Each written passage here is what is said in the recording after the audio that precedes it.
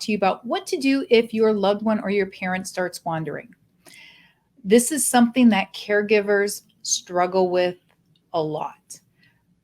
When we talk about who's at risk for wandering, it's anybody who lives with Alzheimer's or dementia.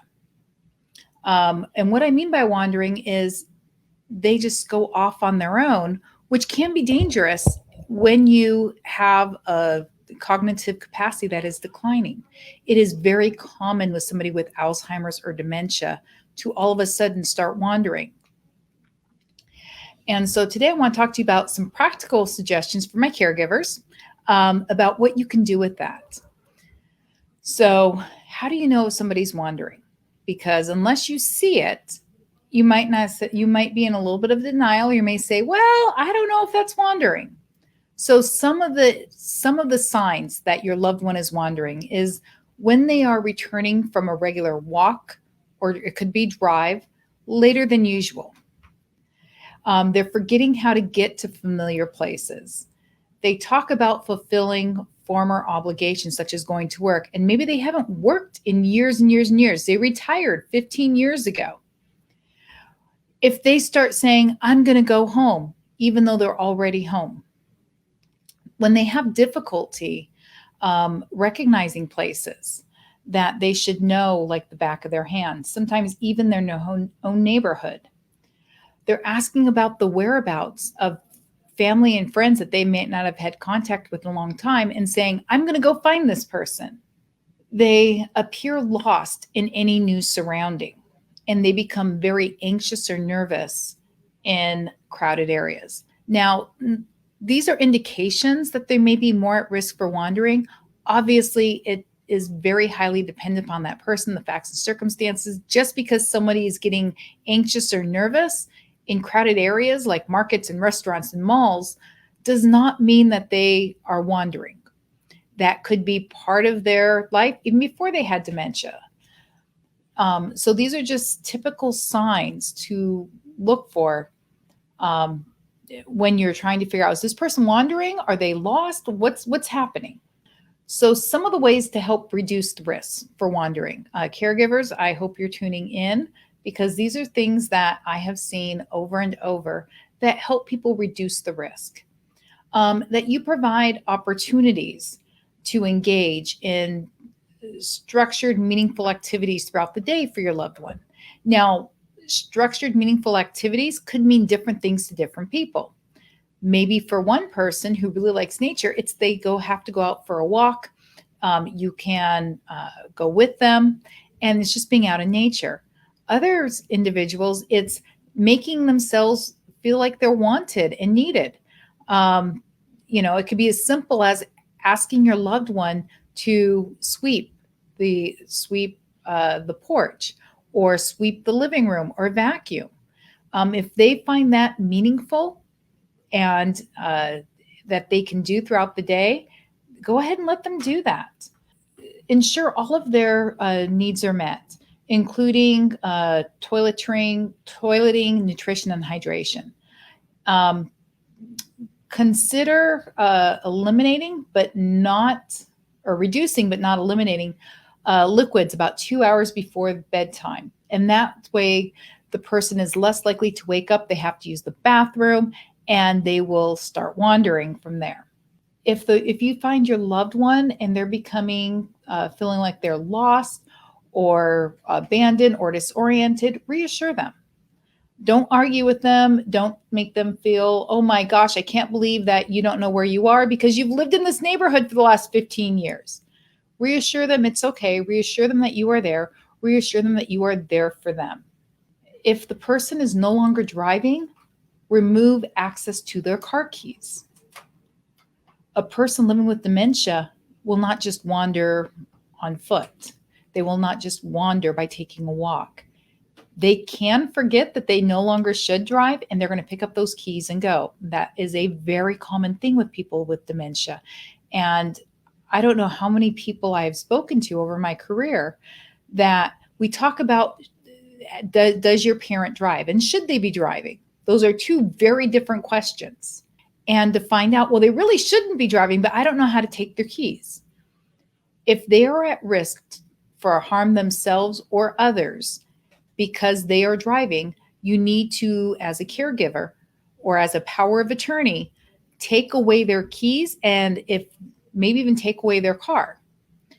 It's a very difficult for things for especially some adult children to do, but you're doing it for your loved one. You're doing it for your parent to make sure that they remain safe.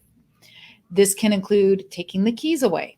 If they will still find a way to get the car, maybe you have to disable the battery. Maybe you have to disable the ignition.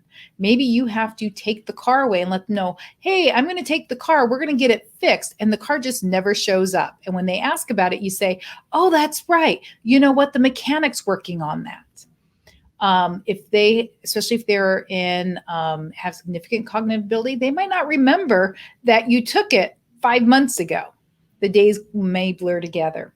So when we talk about the car, just know that they can also wander in the car if they have access to it. And as a caregiver, if they are not safe driving, you have a duty to take those keys away.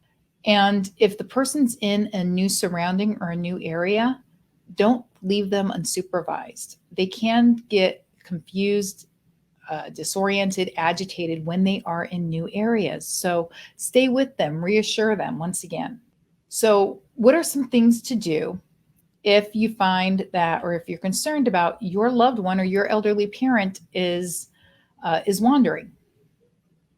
A couple of different things. And I've seen these solutions be very successful. And some of them are very practical. And some of them are like, why didn't I ever think of that?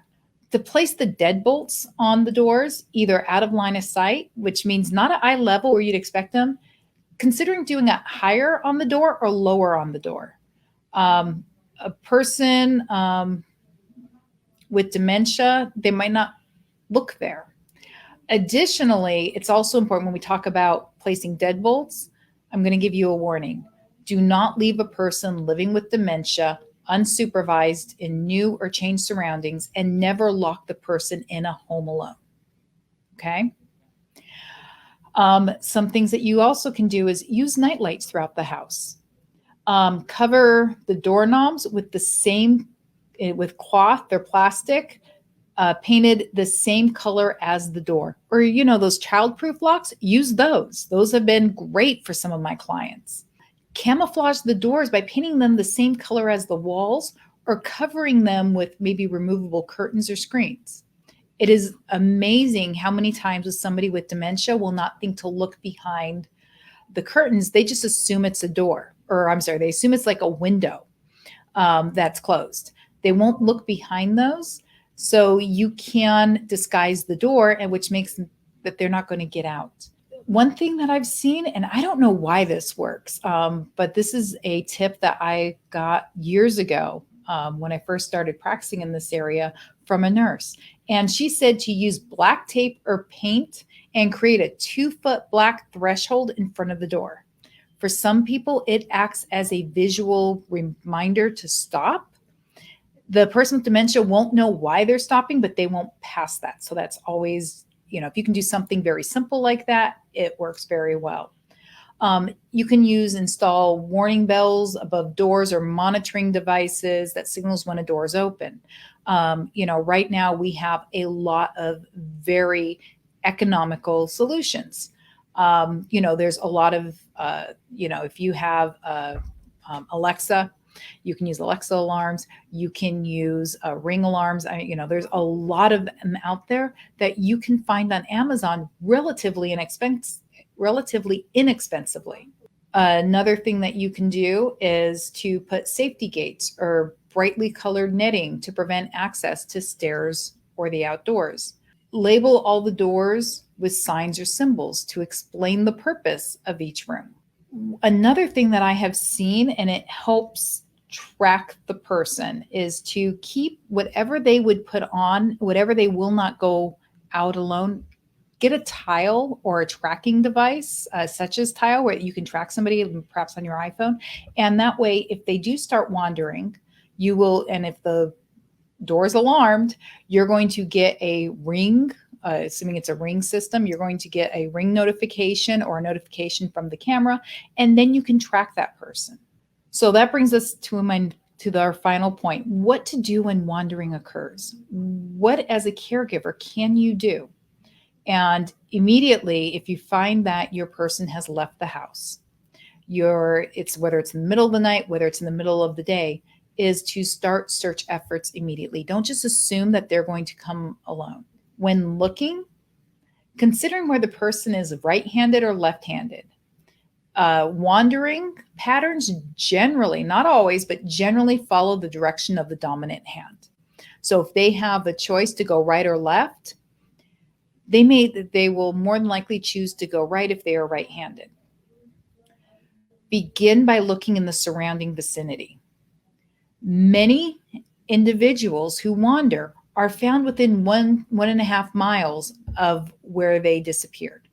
So that's a great vicinity. If you have family and friends, you're starting to gather and you don't know where to look, don't look at 5-6 miles out. They're likely staying within about 1 mile to 1.5 miles from where they disappeared from, or the house that they disappeared from. Search areas where that person has wandered in the past, or where they may have some type of affiliation. For example, the person who loves outdoors, they may be at a local park or a local hiking trail, if there's one that's close. If they love kids, they may have stopped at the school or at the park where there's a playground. So knowing more about that person's personality will help you narrow down where to look. And the most important, if you ignore everything else, if you have a loved one who is wandering and you cannot find that person within 15 minutes, call 911 and to file a missing persons report. Get the police involved as quickly as possible and inform them this person has dementia or Alzheimer's. That puts them at risk, and that way the police will start mobilizing as quickly as possible. I hope you found this useful. This went a little bit longer than what I wanted, but I wanted to make sure that if you are in charge of your parent and they wander, give you some practical solutions about how to prevent it, things to look for, and what you can do about it, and some safety tips, what to do if the wandering does occur. My name's Anita Steburg. Thank you for joining me. If you found this useful, or you know somebody who may get value from it, please feel free to share it. Our job here is to help you and give you as much information as possible.